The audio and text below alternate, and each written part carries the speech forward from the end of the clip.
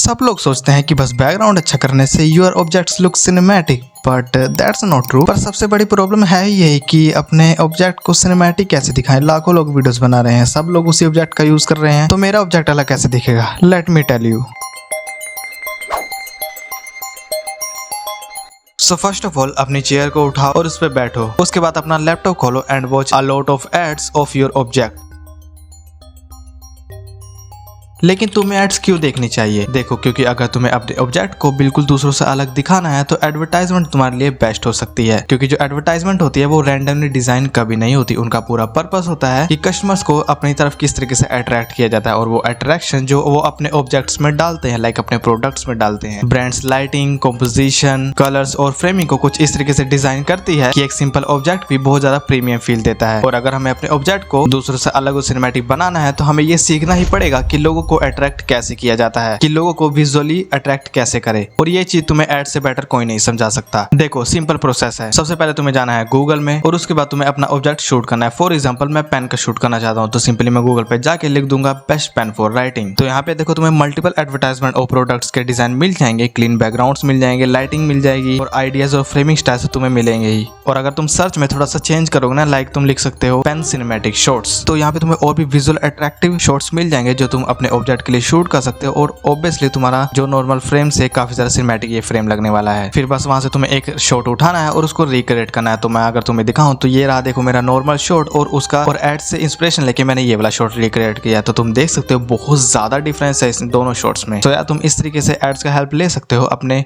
Object को cinematic shoot करने के लिए। सो उसी ऑब्जेक्ट के लिए अगर तुम्हें डिजाइन भी बनाना है तो सिंपली वहां पे तुम्हें लिखना है पेन एडवर्टाइजमेंट। सो वहां पे तुम्हें देखो बोल्ड फॉन्ट्स मिल जाएंगे, किस तरीके से लेआउट डिजाइन करा जाता है उसके लिए। परफेक्टली मैचिंग फॉन्ट्स है जो उस एडवर्टाइजमेंट में जो उस ऑब्जेक्ट से मैच करेंगे, वो भी तुम्हें काफी इजीली पता लग जाएगा। तो इस तरीके से तुम अपने ऑब्जेक्ट को सिनेमैटिक शूट कर सकते हो और उनके डिजाइन के लिए भी तुम्हें काफी अच्छी इंस्पिरेशन यहाँ से मिल जाएगी। सो नेक्स्ट टाइम जब भी तुम कोई ऑब्जेक्ट शूट करो तो उसको रैंडमली शूट मत करो, इस तरीके से यूज करके देखो, तुम्हारा शॉट काफी ज्यादा सिनेमैटिक भी लगेगा और ऑब्जेक्ट ऑब्वियसली तुम्हारा प्रीमियम फील देगा। सो यार अब देखो एक और सिंपल चीज जो मोस्ट बिगिनर्स अवॉइड करते हैं, 2x मोड पे शूट करना। देखो नॉर्मली लोग क्या करते हैं, वो बस अपना फोन निकालते हैं और 1x पे शूट करने लगते हैं। देखो 1x पे कोई प्रॉब्लम नहीं है, लेकिन if you want to make your object cinematic तो तुम्हें इसको बंद करना होगा। क्योंकि जब हम 1x पे शूट करते हैं तो हमारा फ्रेम बहुत ज्यादा वाइड दिखता है, जिससे हमारा बैकग्राउंड बहुत ज्यादा विजिबल हो जाता है और साथ ही जो उसकी डिस्ट्रैक्शन होती है ना, वो भी बहुत ज्यादा दिखने लगती है, जिससे हमारा ऑब्जेक्ट बिल्कुल भी प्रीमियम नहीं लगता और उस पर कोई फोकस भी नहीं जाता। ज्यादातर लोग बस बैकग्राउंड ही देखते रहते हैं। बट जैसे ही हम लोग 2x पे फ्रेम को करते हैं तो देखो ऑटोमेटिकली जो हमारा फ्रेम होता है वो बहुत ज्यादा टाइट हो जाता है, जिससे जो बैकग्राउंड होता है वो बिल्कुल भी विजिबल नहीं होता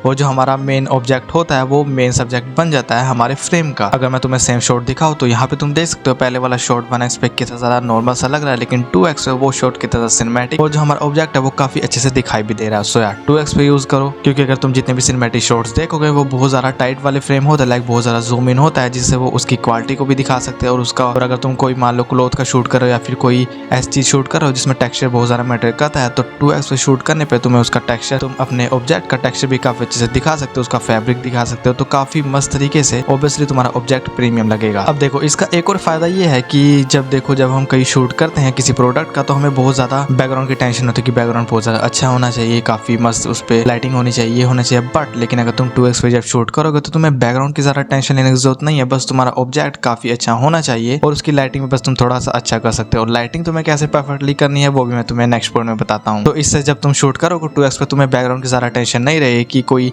डिस्ट्रैक्शन या फिर तुम कहीं पे भी अपने ऑब्जेक्ट को शूट कर सकते हो।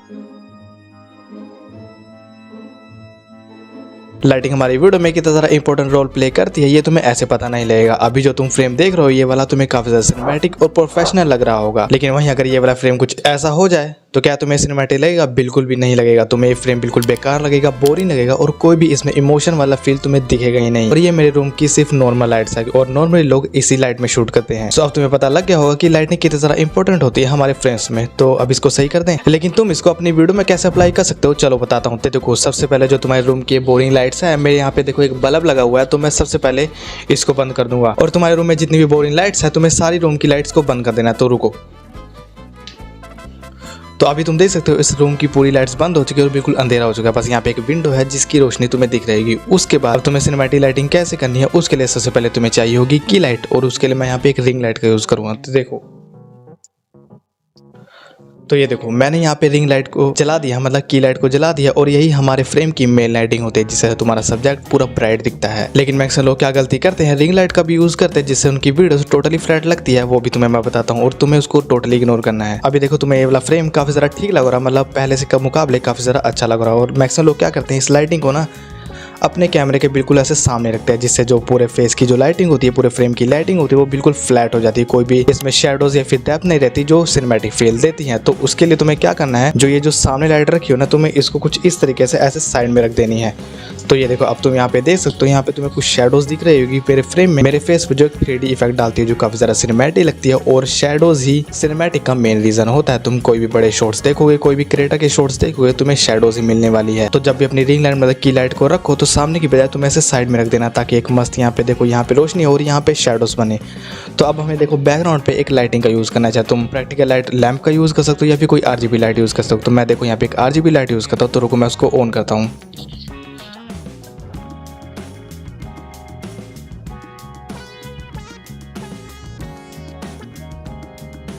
अब देखो बैकग्राउंड में मैंने RGB लाइट को ऑन कर दिया और फ्रेम देखो कितना ज़्यादा प्रोफेशनल लग रहा है। और इसके लिए हमने सिर्फ 2 लाइट का यूज़ करा है, एक रिंग लाइट का और एक RGB लाइट का। और जो मैं लाइट यूज़ कर रहा हूँ वो बहुत ही ज़्यादा चीप है, तुम्हें कहीं भी Amazon या फिर ऑफलाइन स्टोर्स में मिल जाएगी। तो इससे तुम देख सकते हो लाइटिंग कितना ज़्यादा इंपॉर्टेंट होती है हमारी वीडियोस में। इससे ऑडियंस को भी एक इंटरेस्टिंग फील आता है और तुम्हारी वीडियो भी सिनेमैटिक लगती है। सो अगर तुम्हें वीडियो अच्छी लगी तो लाइक कर देना, एंड या तुम कमेंट भी कर सकते हो अगर तुम्हें कोई प्रॉब्लम अभी भी है, और या सब्सक्राइब करना मत भूलना।